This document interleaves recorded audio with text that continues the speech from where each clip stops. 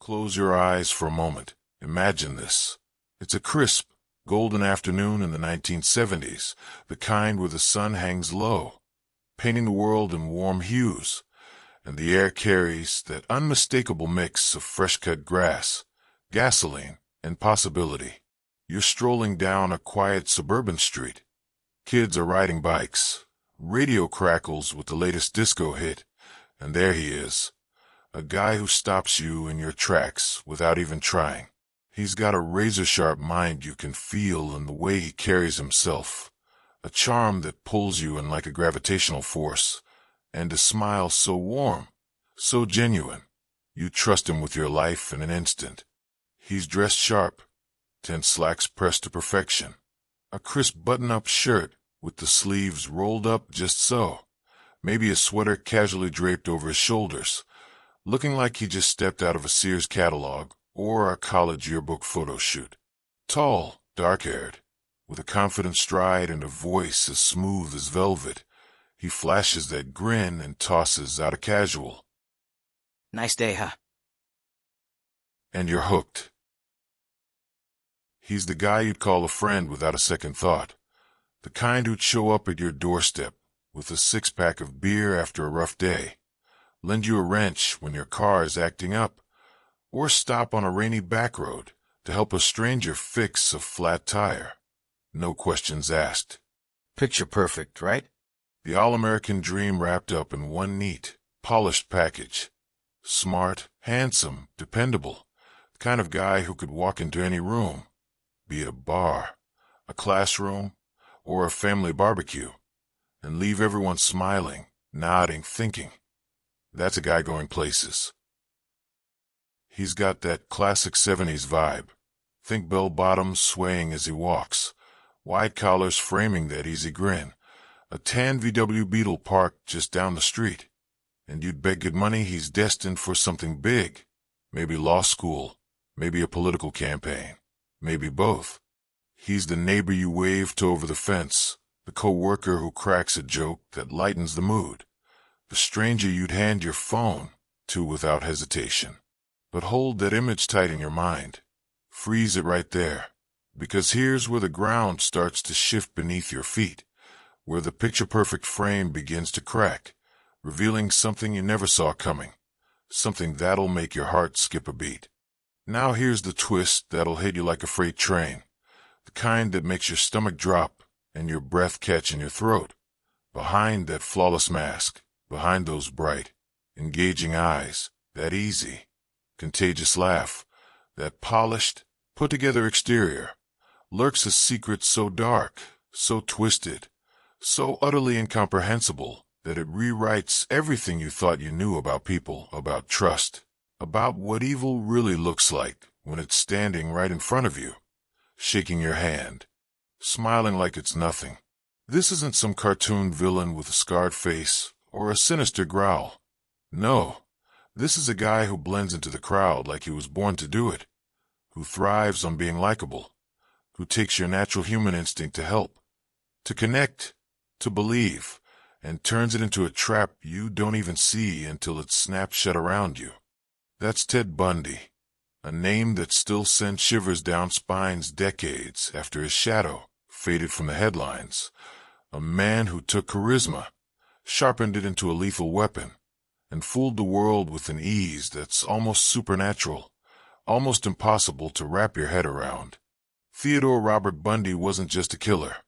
He was a phenomenon, a walking paradox, a puzzle we're still trying to piece together here in 2025, long after his story ended in a Florida prison cell under the harsh glare of justice. You've seen his face, those high cheekbones, that calm, steady gaze, plastered across true crime documentaries, X-threads buzzing with theories, faded newspaper clippings yellowing in archives. But it's not just the crimes that keep us coming back. It's the question that gnaws at us. How? How does someone so normal, so magnetic, so utterly disarming, hide something so monstrous beneath the surface? Today, we're diving into 2 full hours of his story. Not some quick, surface-level recap, but a deep, unflinching, edge-of-your-seat journey through every layer, every calculated move, every haunting moment that cemented his place as a legend in the darkest corners of history. We're not here to glorify him, not a chance, but to dissect how an all-American boy, the kind you'd spot flipping burgers at a 4th of July cookout in Tacoma or tossing a football on a college quad with a laugh, morphed into a symbol of pure, unadulterated evil, a transformation so gradual, so insidious, that no one saw it coming until the bodies started piling up and the headlines started screaming. How did he dodge justice time and again, slipping through the fingers of a system that wasn't built for someone like him, leaving behind a trail of broken lives, grieving families, and detectives who couldn't sleep at night wondering where they went wrong? How did he outsmart everyone, police, profilers, even the woman who shared his bed for years, hiding a double life so grotesque it defies belief? And here's the big one for us sitting here in 2025, with our smartphones in hand and security cams on every corner. Could today's tools, DNA sequencing that reads your genetic code like an open book, AI profiling that predicts your next move down to the minute, facial recognition that tracks you across continents, could they have stopped him before he became a name etched into infamy? We're peeling back his story from the very beginning.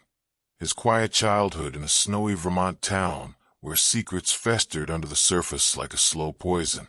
His bloody rampage that turned highways and college towns across America into his personal hunting grounds. His wild escapes that turned him into a twisted kind of folk hero. All the way to his brutal end in Florida's electric chair, where the crowd outside cheered as justice finally caught up. This isn't just some dusty old crime story pulled from the archives. It's a warning about how well danger can hide behind a friendly face, a puzzle about what separates humanity from monstrosity, a mirror reflecting how we track down monsters today in a world where technology promises safety but can't catch everything. If you live for true crime that grabs you by the throat, that makes you rethink the stranger next door, that ties the past to the present in ways that hit hard, smash that like button, hit subscribe, turn on the bell. We're taking you on a 2-hour ride into the dark, straight through Ted Bundy's world. And trust me, you won't want to blink.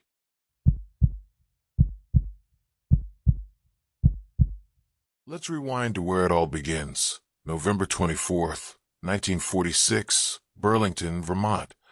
A sleepy little town tucked away in the snowy embrace of New England, where the winters stretch long and cold, the streets stay hushed under blankets of white, and life moves at a pace that feels almost frozen in time, like a snapshot from a bygone era. It's the kind of place where kids build snowmen in front yards, neighbors wave over picket fences as they shovel their driveways, and the biggest drama might be a late snowstorm delaying the mail or a local fair getting rained out before the pie contest can even start. Picture it. Quaint brick houses line the streets, smoke curls lazily from chimneys into the crisp air, a postcard-perfect slice of small-town America where nothing big ever seems to happen, or so it appears on the surface. But here, in this quiet corner of Vermont, Theodore Robert Bundy takes his first breath, and the story kicks off with a twist that no one could have seen coming, a twist that sets the stage for everything that follows. His early life's a tangle of secrets and half-truths, a foundation built on lies that might have planted the first seeds of something dark, something that'd grow silently beneath the surface for years. Here's how it starts. He's born out of wedlock to Eleanor Louise Cowell, a 22-year-old department store clerk from Philadelphia, delivered at the Elizabeth Lund home for unwed mothers, a place shrouded in whispers, a refuge for women dodging the harsh judgment of 1940 society. Being born out of wedlock back then? That's not just a hiccup. It's a scandal you bury deep, a stain you scrub out of sight, and Louise's family does exactly that to keep the neighbors from talking. Here's the bombshell. Ted grows up believing Louise is his big sister, not his mother. His grandparents, Samuel and Eleanor Cowell, step in to raise him as their own, spinning a story to shield the family from shame in a world where appearances mattered more than truth. Samuel's a church-going man with a gruff edge.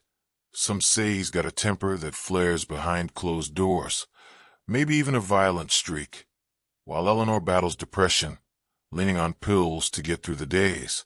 Her quiet fragility is stark contrast to her husband's loud presence. Ted doesn't unravel this family lie until his teens. Maybe he stumbles across his birth certificate tucked away in a drawer. Maybe a cousin lets it slip with a cruel, mocking jab during some holiday gathering. And when it hits, it's a gut punch that leaves a mark.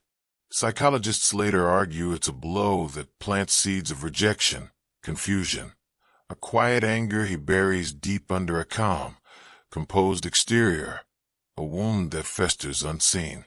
He doesn't catch much attention growing up. He's a shy kid, awkward in that way kids can be. The one who doesn't quite fit in when the family moves to Tacoma, Washington, when he's just 4 years old. At Woodrow Wilson High School, he's a target for bullies, the boy who keeps his head down, blends into the background, graduates in 1965 as just another face in the yearbook crowd. Smart enough, sure, but unremarkable, unnoticed, unmemorable. His grandfather Samuel's a towering figure in his early years. Ted looks up to his gruff authority, maybe sees it as a kind of strength he wants to mirror, a model of power in a home that's anything but stable. The Cowell household is chaotic. Samuel's outbursts shake the walls. Eleanor's pill bottles rattle on the kitchen counter. A constant undercurrent of tension that Ted learns to navigate, to mask, to bury beneath a surface that stays smooth and untroubled. School's a grind. He's not the star student lighting up the classroom, but he's clever, observant, always watching people like he's studying them, picking up on cues, learning how they tick. By 1967, he's enrolled at the University of Washington in Seattle, diving into psychology. Ironic, isn't it? And he's got a knack for reading folks, like he's training for something bigger, something he doesn't even know yet. By 67, he's in the thick of Seattle's college scene. Cherry blossoms line the campus. Students in bell-bottoms hustle between classes, and Ted's finding his footing. He's not a genius. Let's be real. He's no academic prodigy. Drops out once, switches majors a couple times. But he's scrappy, persistent, keeps pushing forward. By 1972, he's charm offensive in full swing, landing in law school at the University of Puget Sound, dreaming of courtrooms, power, prestige. Friends can't stop raving about him. Ted's magnetic. Tall, dark-haired, with that 70s flair, wide collars, a confident grin. He owns any room he steps into, whether it's a lecture hall or a party. He's genius, but he's got grit. Works a suicide hotline in 1971 alongside and Rule, a future true crime writer who'll later pen The Stranger Beside Me. Stunned by the contrast between the guy who talked people off ledges and the monster he'd become. In 1970, he pulls a kid from the Green River near Seattle, earns a commendation, gets called a hero.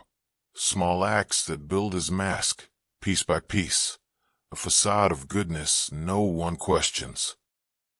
He works a suicide hotline with a calm that's almost eerie. Coworkers note how steady he is, how he can talk anyone down, how he listens like he's peering into their souls. Politics pulls him into its orbit. 1968. He's volunteering for the Republican Party, tailing Governor Dan Evans' campaign across Washington state, schmoozing with party insiders like he's born for the spotlight. He's clean-cut driven, the kind of guy who blends ambition with charm. No one suspects a thing. Not a single soul clocks him as trouble. Who'd peg this guy as anything but golden? He's the all-American boy next door. Studies law. Dates Elizabeth Clope first, starting in 1969. A single mom who falls hard. calls him perfect even when he's moody, distant, slipping out at night with no explanation. But the 70s flip a switch. Something shifts, subtle at first, then undeniable. He's juggling Klopfer and Diane Edwards by 1973, spinning a double life with the ease of a seasoned actor. Two women who see different sides of him, neither catching the full picture. Klopfer finds panties in his apartment, a cleaver under the bed. He laughs it off, brushes it away with that grin, and she lets it slide, chalks it up to quirks. Teens around Tacoma whisper he's a peeper, a petty thief. Small signs, red flags waved off as rumors, nothing concrete enough to stick. She finds panties, and Klopfer's gut starts nagging her. Those late nights, those odd excuses, but he's too smooth, too convincing, too good at keeping the mask in place. In 2025, we look back and wonder. Experts say brain scans might have flagged him early, picked up psychopathy traits, trauma echoes from that childhood lie. Could tech have caught him before the first move? DNA databases, facial recognition, ex-posts lighting up with, Anyone seen this guy? would it have pinned him down, or would he just charm his way onto TikTok, racking up likes while hiding in plain sight? This is Ted Bundy before the storm. Normal on the outside, a mystery brewing within, a guy no one suspects until the world turns upside down.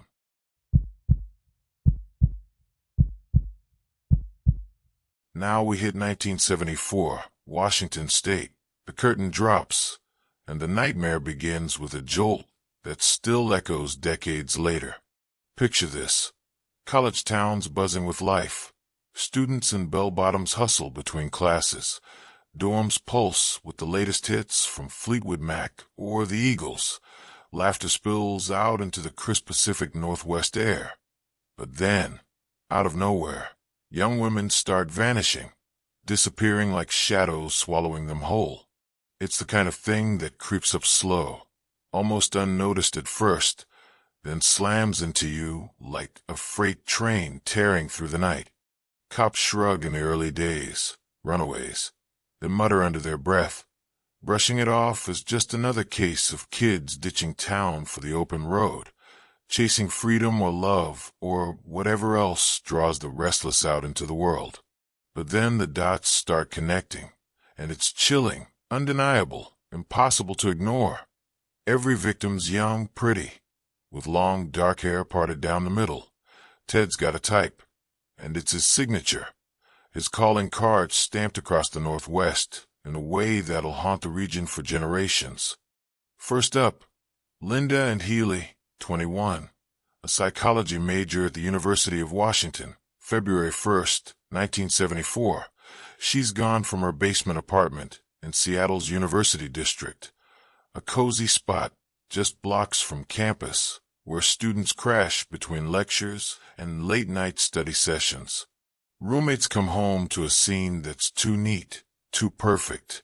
Her bed's made like she never slept in it, but there's a small blood spot on the pillow. Her nightgown's missing from its usual hook. The back door's cracked open just enough to let the cold in.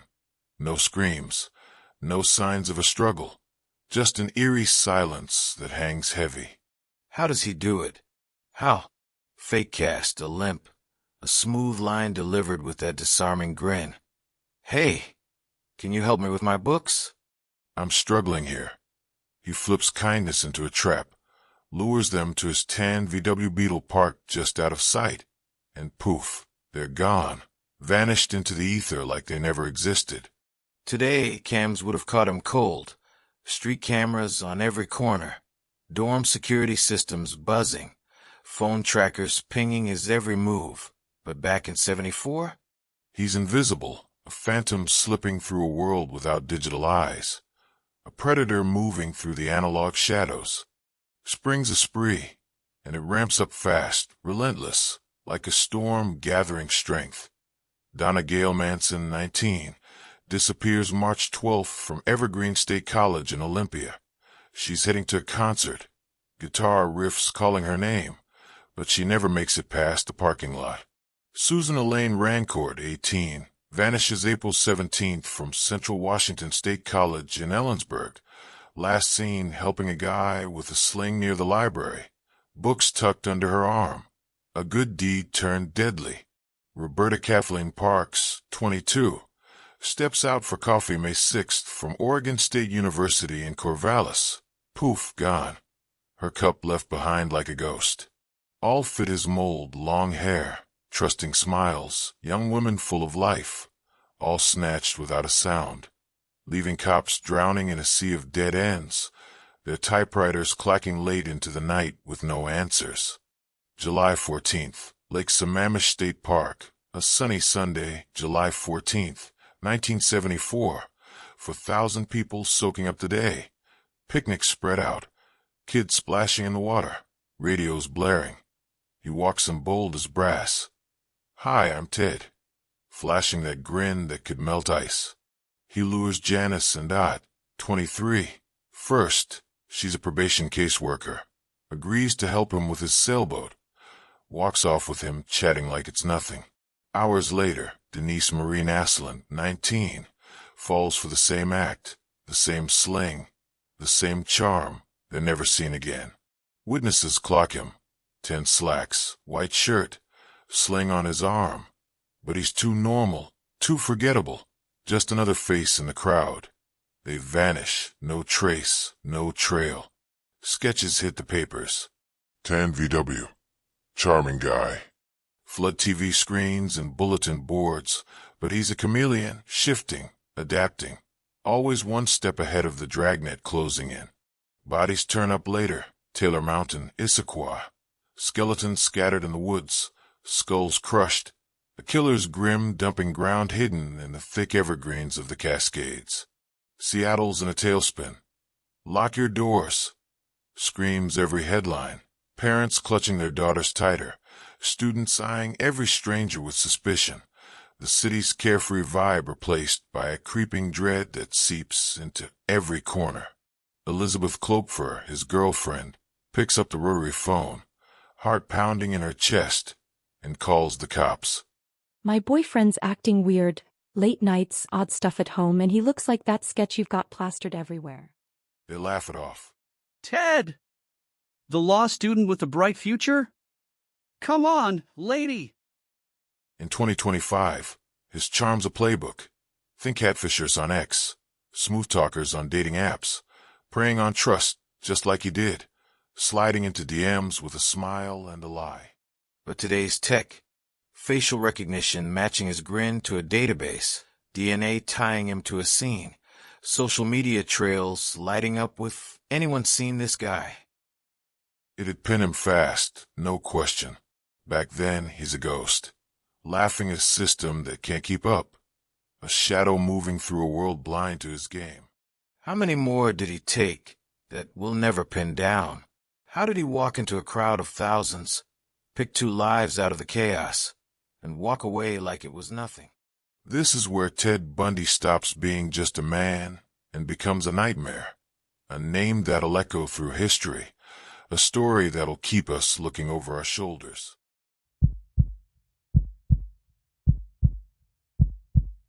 By late 74, the West Coast is a pressure cooker. Parents are paranoid. Students clutch mace like a lifeline. Every shadow feels like a threat ready to pounce. Ted's not slowing down. He's spreading out, turning Utah, Colorado, and Idaho into his hunting grounds, a road trip of terror that keeps cops chasing ghosts across state lines. October 74 hits hard and fast. Nancy Wilcox, 16, vanishes October 2nd near her school in Holiday, Utah. Last seen walking home under a gray sky. Then nothing, just an empty street. Melissa Ann Smith, 17, disappears October 18th. She's a police chief's daughter, snatched after a pizza run in Midvale. Her absence a gut punch to a family tied to the law. Laura and Am, 17, goes missing October 31st from a cafe in Lehigh. Right on Halloween, no witnesses, just silence. The holiday's eerie vibe turned real. The media's screaming co-ed killer. and panic's spreading like wildfire through every small town and college campus in his path. August 75, Utah. A highway patrol cop named Bob Hayward pulls over a tan VW weaving through Granger at 1 a.m., headlights cutting through the dark. Inside, ropes, handcuffs, a ski mask, tools that scream trouble. Ted spins a flimsy excuse about a late-night drive, but Hayward's not buying it, and he's cuffed, finally caught in the net after months of slipping away. Carol Durant steps up, November 8th, 1974. He'd lured her in Murray, posing as a cop with a fake badge, tried to cuff her in a parking lot near a mall. She fought, broke free, ran for her life. She IDs him in a lineup. That's him. And suddenly, cops have a name that's been floating just out of reach: Theodore Robert Bundy. February 76, he's convicted, kidnapping Durant, sentenced to 1 to 15 years in Utah State Prison. But detectives aren't done. They're digging, linking cases across states, piecing together a puzzle that's bigger than anyone imagined.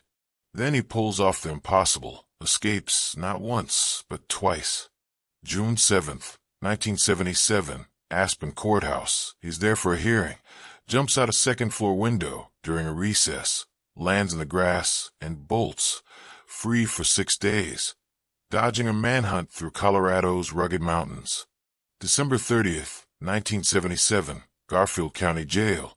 He starves himself thin, crawls through a ceiling hole in his cell, drops into the night, gone 17 hours later, lands in Tallahassee, Florida. By January 78, under the alias Chris Hagen, back on the prowl like nothing happened. In 2025, DNA, facial rec.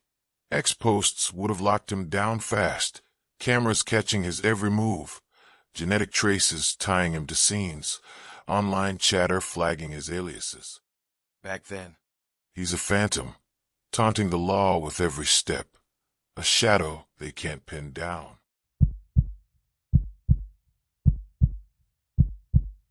January 78, Florida. Ted's in Tallahassee, hiding out under the alias Chris Hagen, blending into the college scene near Florida State University like he's just another student chasing a degree. January 15th, 2:45 a.m. He slips into the Chi Omega sorority house on a quiet street, a place where girls crash after late-night study sessions or parties, and in 20 brutal minutes, everything changes. Margaret Bowman and Lisa Levy don't make it out. Karen Chandler and Kathy Kleiner survive, barely, waking up to a nightmare they'll never unsee. February 9th, he lures Kimberly Diane Leach, 12, from her school in Lake City, a small town where kids still walk home without fear. She's last spotted near a white van, her final stop a shed miles away, a discovery that shakes Florida to its core. February 15th, he's nabbed driving a stolen VW in Pensacola, fights the cop with a wild desperation, loses the scuffle, and the cuffs finally snap shut for good. July 79, the trial's a circus, live on TV, a spectacle that grips the nation.